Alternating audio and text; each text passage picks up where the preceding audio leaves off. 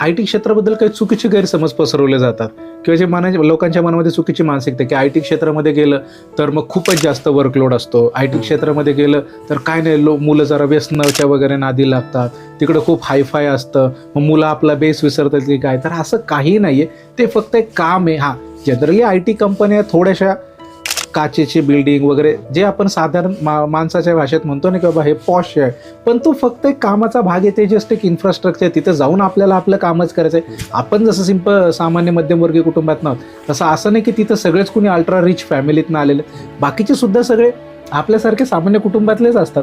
So आपण कुणासोबत वागणं बोलणे, आपलं काम काय आहे, आपण कुणाच्या सवयी अंगी बाळगायच्या नाही बाळगायच्या, हा पूर्णपणे आपला वैयक्तिक निर्णय. कुणी कुणाला जगामध्ये चुकीच्या गोष्टींसाठी फोर्स करत नाही. सो हे जर काही चुकीचे गैरसमज काढून टाकले तर आजही फ्लेक्झिबल वर्क मोडमध्ये चांगलं पॅकेज देणारी इंडस्ट्री ही आय टीच आहे.